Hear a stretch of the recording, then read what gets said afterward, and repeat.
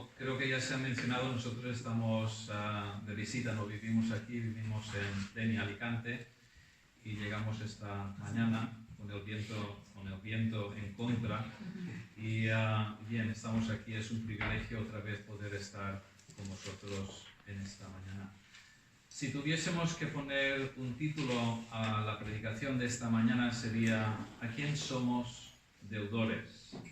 Entonces, en Romanos 8:12, un versículo del pasaje que se ha leído en la lectura bíblica, leemos: así que, hermanos, deudores somos no a la carne, para que vivamos conforme a la carne. Entonces, con la ayuda de Dios, me gustaría que viésemos los textos que rodean este versículo para poder entenderlo mejor. Por lo tanto, si tenéis vuestras Biblias, podéis abrirlas en el pasaje de Romanos 8 y vamos a comenzar mirando desde el versículo 5. Porque los que son de la carne piensan en las cosas de la carne. Esta declaración es muy lógica. La persona que es de la carne, es decir, que no conoce a Jesucristo y no ha entregado su vida a Él, no puede pensar de otra manera. Estará ocupado con las costumbres, los vicios y formas de la carne. Los que son de la carne todavía están en su estado de naturaleza pecaminosa de Adán. Por lo tanto, no podemos esperar más de ellos, porque la carne gobierna y rige sus vidas. Es imposible que actúen de otra forma, a no ser que intervenga el Espíritu Santo de Dios en sus vidas, como indica la segunda parte de este versículo. Dice: porque los que son de la carne piensan en las cosas de la carne, pero los que son del Espíritu en las cosas del Espíritu. Los que tienen el Espíritu de Dios viviendo en ellos, es decir, toda aquella persona creyente, toda aquella persona que haya tenido la experiencia del nuevo nacimiento, esta alma va a pensar y meditar en las cosas del Espíritu, porque su corazón fue cambiado radicalmente por Dios. Va a deleitarse en los asuntos de Dios, que se ocupará en agradarle a Él, a obedecerle en todo, a darle la gloria y honor que se merece Dios como el dador de la vida eterna, el que perdona nuestros pecados, el único que puede dar una esperanza al hombre. Nota que el versículo dice piensan, porque los que son de la carne piensan en las cosas de la carne. No dice el texto dicen. Hay muchos que pueden imitar a ser creyentes nacidos de nuevo y dicen ser genuinos. Pueden utilizar la misma jerga, vocabulario y expresiones que usan los creyentes verdaderos, pero en realidad son falsos creyentes. Uno puede decir muchas cosas, pero al final lo que vale es cómo se comporta. Y he aquí a donde entra el discernimiento espiritual, que es un tema en sí mismo bastante grande. Cuando nos encontramos con desconocidos, hermanos desconocidos, si practicamos el discernimiento espiritual, inmediatamente sabemos que estamos hablando con hermanos en el Señor y no con unos actores que pretenden engañar. Y lo sabemos antes ni siquiera que abran la boca. Y no es porque nos dedicamos a leer la mente, sino que el creyente verdadero piensa continuamente en las cosas de Dios. Y esto se ve, se palpa en su comportamiento, su porte, su forma de actuar. A veces nos hemos encontrado con gente que dice ser cristiana, para poco después quedarnos totalmente despagados y desilusionados con ellos, porque sus hechos, su forma de hablar y comportarse daba a entender que no creían realmente en Dios y solo tenían la apariencia de ser creyentes nacidos de nuevo. Recuerdo hace muchos años hacia atrás, en Denia, nuestra iglesia, entraron una pareja, un matrimonio de ancianos, y nadie sabía quién eran. Cuando se presentaron, pues ya nos dijeron que eran los padres de cierta persona de la iglesia, pero nosotros no sabíamos nada. Pero en el momento que les vi una cosa que te estaba dando a entender que eran creyentes. Eran unas personas muy humildes, que estaban visitando, eran de Uruguay, y eran unas personas maravillosas, pero se notaba enseguida que eran creyentes en el Señor. A veces, pues, nos hemos encontrado con otras personas que dicen ser creyentes, pero no lo son. Entonces espero que no haya nadie en esa condición espiritual aquí en el culto hoy, porque, querida alma que me escuchas, si estás jugando a ser creyente cuando no lo eres, estás en gran peligro, porque Dios podría llamarte a su presencia esta misma mañana. ¿Y qué dirías? ¿Qué harías delante de Él, delante del Dios 3 veces santo, como hemos cantado? Si esta es tu situación espiritual, te imploro a que busques el rostro de Dios y conozcas y experimentes lo que es ser realmente salvo, saber lo que es tener tus pecados perdonados, tener una esperanza eterna que este mundo no te puede dar. Este versículo nos revela dos extremos. El uno, de estar en una situación de peligro eterno, y el otro extremo es el de estar descansando en el Señor para siempre. Lo que llevamos en nuestro interior se exterioriza, y cuando hablamos con personas te das cuenta que si lo que les importa de verdad son las cosas del Espíritu Santo o son las cosas materiales de este mundo donde tienen su corazón fijado. Versículo 6 dice: porque el ocuparse de la carne es muerte, pero el ocuparse del Espíritu es vida y paz. Entonces este versículo, el 6, nos da una advertencia muy severa con respecto a aquellas personas que su filosofía de vida es la carne. Dice el texto que ocuparse de la carne es muerte. Es muerte porque el fin terrible del hombre o la mujer carnal es ser echado al infierno por toda la eternidad. Pero también es muerte aquí en esta vida, porque toda persona que no tenga a Jesucristo como su Señor y Salvador, su vida en esta tierra no tiene sentido, está muerta a las cosas espirituales. Ocuparse de una cosa es un ejercicio de la mente. Usamos la mente, el entendimiento, el juicio, el razonamiento, y estar ocupado y estar pensando en las cosas de este mundo solo nos llevará a confiar en las cosas sensuales y palpables de aquí abajo, y eso es la muerte. Aquellas personas que hacen de este mundo su Dios y su rumbo y su meta, solo se encontrarán con la muerte física y espiritual al final de su camino. O sí, ocuparse de la carne puede ser divertido durante unos momentos o incluso durante toda una vida. Puede ser una vida llena de distracciones y pasatiempos interesantes, pero nunca mejor dicho, son las distracciones que precisamente Satanás utiliza para que el alma sin Cristo continúe ocupado en las cosas de este mundo, en vez de buscar a Dios y arreglar su relación con Él, porque está rota. Los pasatiempos nos pueden robar nuestro tiempo y por consiguiente nuestra vida. No hay nada malo en tener un pasatiempo. Por ejemplo, a mí me gusta la fotografía y tengo un pie de un soporte como esos, y entonces por eso pude solucionar el pequeño problema que había con él. Entonces no pasa nada si tienes un pasatiempo, pero como todas las cosas, estas hay que tenerlas bajo el control del Espíritu Santo. Y la persona que no conoce a Dios no las tiene bajo ese control. Y estas pueden incluso tomar el control absoluto de su vida, destruyéndola y la de su familia y todos a su alrededor. Pero no tiene por qué ser así.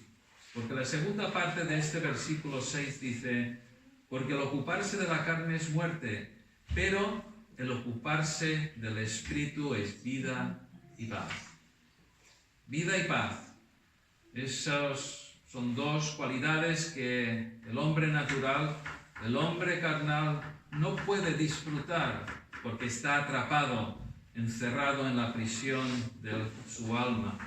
Pero para aquellos que han entregado su vida a Jesucristo, ellos sí pueden tener una vida que valga la pena y también disfrutar de una paz que nada ni nadie puede dar. El hombre anhela la paz, pero la busca en el lugar equivocado.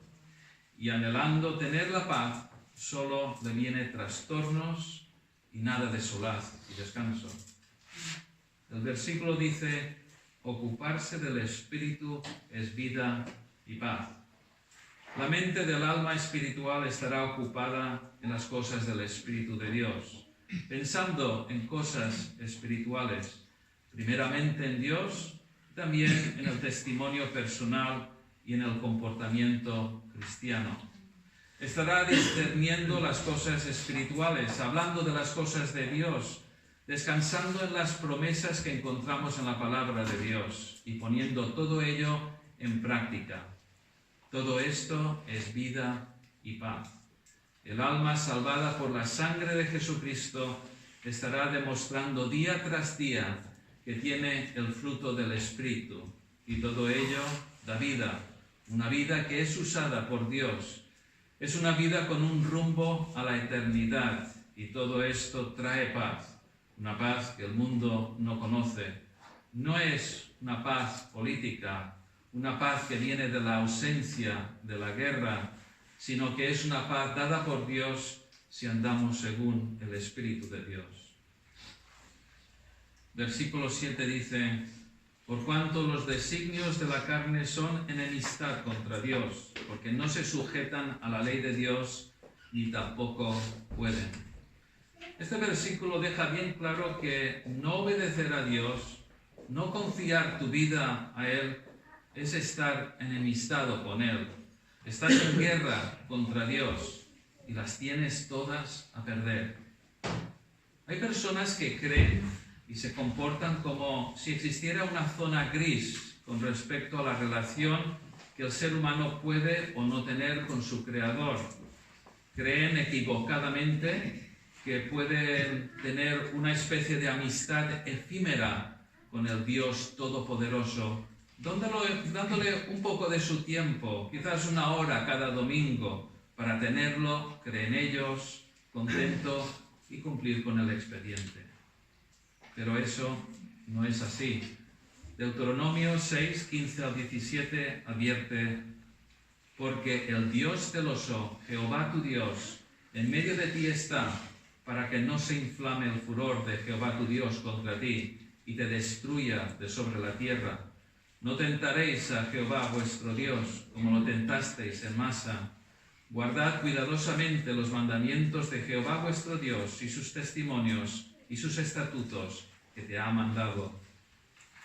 Dios, cuando nos llama, nos exige total compromiso con Él, una entrega sin reservas, porque cualquier amistad con la carne, cualquier cortejo con las cosas de esta vida, serán consideradas como enemistad contra el Altísimo. Versículo 8. Y los que viven según la carne no pueden agradar a Dios. Los que viven según la carne son aquellas almas que todavía están en la carne y no han sido transformadas por el Espíritu Santo de Dios. La persona que no ha sido cambiada por Dios está sucia ante su presencia. Sus pecados están a la vista de Dios y algunos incluso hacen alarde de ello, burlándose de Dios a su cara. Estas almas, que en el Salmos 5 se refiere a ellos como insensatos, no están bien considerados por Dios, ni pueden estar delante de su presencia. Salmos 5, 4 y 5 dice: porque tú no eres un Dios que se complace en la maldad, el malo no habitará junto a él, a ti. Los insensatos no estarán delante de tus ojos, aborreces a todos los que hacen iniquidad. Y Hebreos 10, 31 dice: horrenda cosa es caer en manos del Dios vivo. Y Gálatas 6, 7 advierte: no os engañéis, Dios no puede ser burlado, pues todo lo que el hombre sembrare, eso también segará. Pero Dios sí ama a sus escogidos. ¿Quiénes son los escogidos? Son aquellos que en la eternidad pasada fueron escogidos por Dios, por puro amor, por nada que ellos habían hecho o iban a hacer, sino porque Dios quiso amarles y llamarles, y llegó a sus vidas con gracia irresistible. Son aquellos en los que el Espíritu de Dios mora desde el mismo momento de la conversión, desde el momento que Dios cambia sus corazones y comienzan a vivir para Dios y no para la carne, como lo explica nuestro siguiente versículo 9. Mas vosotros no vivís según la carne, sino según el Espíritu, si es que el Espíritu de Dios mora en vosotros. Y si alguno no tiene el Espíritu de Cristo, no es de él. La persona que no es de Dios no va a ocupar su tiempo intentando agradarle a él. El esposo fiel no va a pasar el tiempo ocupado en agradar a otras mujeres aparte de su esposa. Es con ella quien tiene el compromiso. Es a ella a que debe agradar y viceversa. Si el Espíritu Santo vive dentro de nosotros, entonces somos cristianos de verdad. Si no tenemos el Espíritu Santo viviendo en nosotros, entonces no somos cristianos. No puede ser un creyente y no tener el Espíritu Santo. Por lo tanto, si tenemos el Espíritu de Cristo viviendo en nosotros, Él nos guía, nos empuja, nos dirige para agradar a Dios, para alabarle cada día, para siempre dar honor a su nombre. Esa es la vida normal de todos los días de cada creyente nacido de nuevo del Espíritu de Dios. Si no nos estamos comportando de esta manera, entonces algo anda mal. O andamos en la carne o andamos en el Espíritu. Continuamos leyendo los siguientes dos versículos 10 y 11. Pero si Cristo está en vosotros, el cuerpo en verdad está muerto a causa del pecado, mas el Espíritu vive a causa de la justicia. Y si el Espíritu de aquel que levantó de los muertos a Jesús mora en vosotros, el que levantó de los muertos a Cristo Jesús vivificará también vuestros cuerpos mortales por su Espíritu que mora en vosotros. Está claro que sin el Espíritu ni somos nada, ni podemos hacer nada para contentar a Dios. Sin el Espíritu todavía estamos en la carne, estamos haciendo las obras de la carne y nos regocijamos en ellas en vez de tener nuestra mente, corazón y vista puesta en Cristo Jesús. El pecado es la enfermedad más mortífera que existe. En última instancia, es responsable de todas las muertes en este mundo. Por culpa de ella, todos moriremos físicamente. El final físico de cada persona es causado directamente por el pecado. Pero aunque todos algún día moriremos, lo que nos interesa saber es qué ocurrirá con nuestra alma. Todo lo que hemos visto esta mañana apunta a que la persona que es nacida de nuevo, que tiene el Espíritu Santo morando en su vida, que ha experimentado un nuevo nacimiento, podrá tener la vida eterna, es decir, vivirá para siempre junto a Jesucristo. Al igual que Jesucristo resucitó de entre los muertos, el creyente también será resucitado por toda la eternidad. Esa es la promesa que tenemos en Cristo Jesús. Esa es la esperanza que todo hijo de Dios tiene. Esa es la paz que cada persona que ha entregado su vida al Señor Jesucristo posee y disfruta en un mundo donde no existe la paz verdadera. Y todo ello es por pura gracia. Es por la misericordia de Dios que podemos tener esa vida eterna y esa esperanza venidera. No es algo que nosotros nos hayamos ganado a pulso. No es porque somos más guapos o inteligentes o buenos. Es porque Cristo murió en la cruz en nuestro lugar, cargando sobre sí nuestros pecados y de esta manera dándonos el perdón y una vida eterna. Y gracias a ello, ahora podemos estar delante de la presencia de Dios, delante de Él, y Él nos escucha, nos habla y nos guía a través de su Espíritu Santo. Y es el Espíritu Santo quien hace la obra de la regeneración en el corazón del hombre, el momento que viene a morar en el corazón de cada hijo de Dios. Y es ese mismo Espíritu Santo, aquel que ha cambiado nuestras vidas, si somos creyentes de verdad, quien resucitó Jesucristo de la muerte. Como creyentes, debemos parar un momento para meditar y sospesar las implicaciones de esto. El Espíritu que resucitó Jesucristo de la cruz es el mismo Espíritu que mora en nosotros. El que levantó de los muertos a Cristo Jesús vivificará también vuestros cuerpos mortales por su Espíritu que mora en vosotros.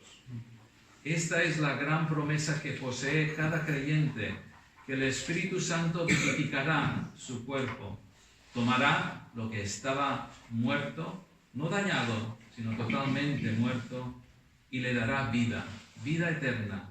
Dios toma lo que era inerte y lo cambia a través de su poder en un alma viviente, dándole vida eterna. Ese es el poder del Espíritu Santo, y así ha trabajado en la vida de cada persona nacida de nuevo. Por lo tanto, después de haber visto todo lo anterior, llegamos a nuestro versículo clave, el 12. Así que, hermanos, deudores somos no a la carne, para que vivamos conforme a la carne. Así que si el Espíritu Santo ha vivificado nuestros cuerpos, si Dios en la eternidad pasada nos escogió para servirle y adorarle, si Jesucristo nos ha perdonado nuestros pecados, muriendo en la cruz para cada una de sus ovejas, ¿a quién somos deudores? ¿A quién debemos todas estas bendiciones que desde luego no merecemos? ¿A la carne o a Dios? Es evidente que no somos deudores a la carne. Todo se lo debemos a Dios. La deuda que teníamos acumulada por cada pecado que habíamos cometido era incontable, y lo peor de todo es que no había manera de pagarla. ¿Cómo saldas una cuenta de una vida, por muy corta que sea, que está llena de pecado? Cada acción, pronunciamiento, omisión y omisión o pensamiento malo delante de Dios constituye un pecado.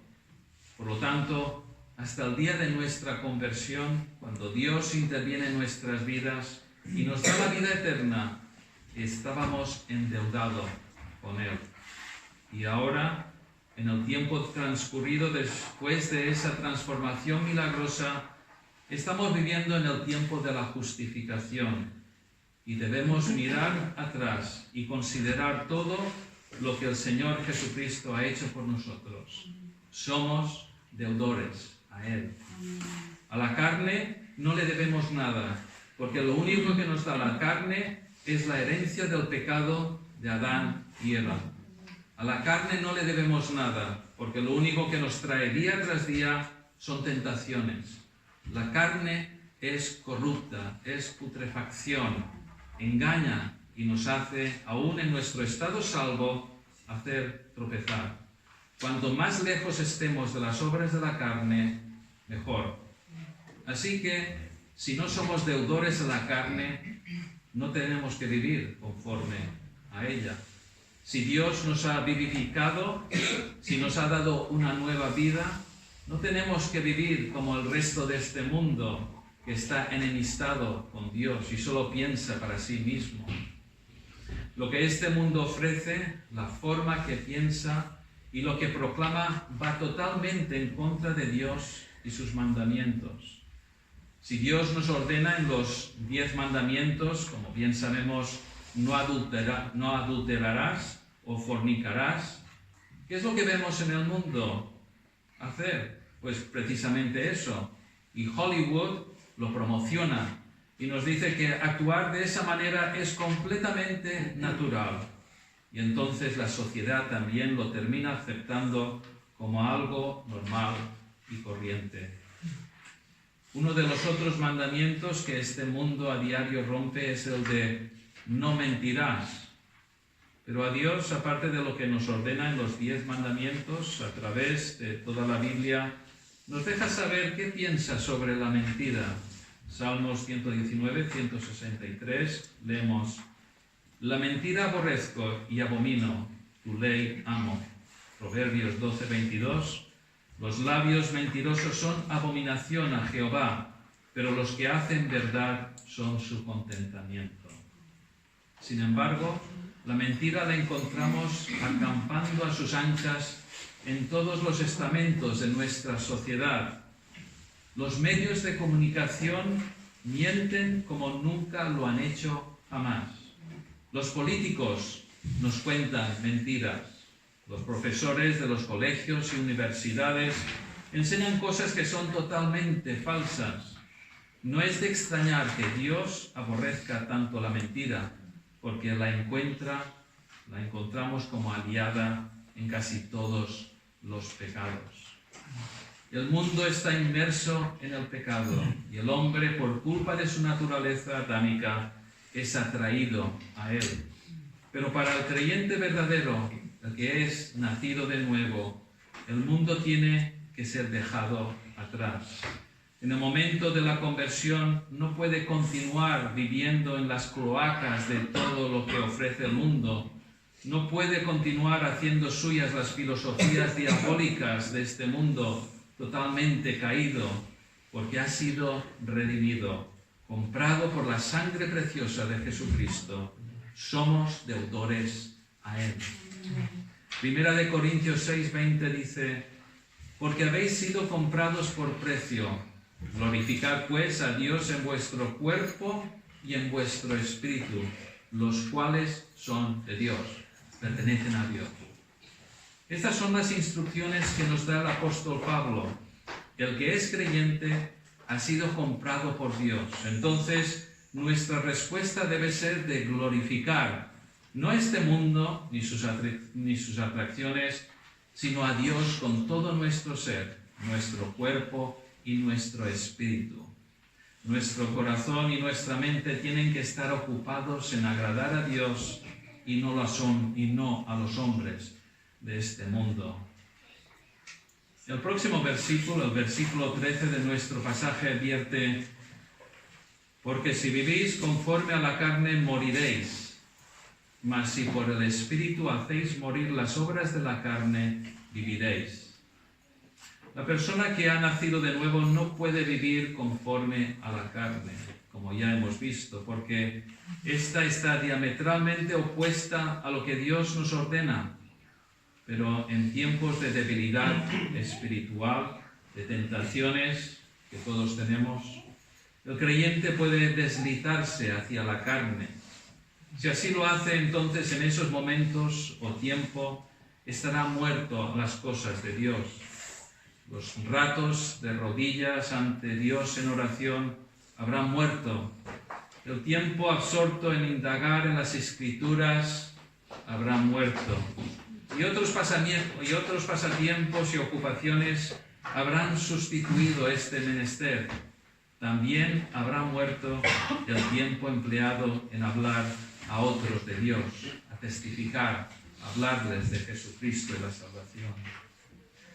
Todo creyente tiene momentos de tentaciones, y de flaqueza espiritual, pero no dura para siempre. Pero eso no quiere decir que tomemos esto a la ligera.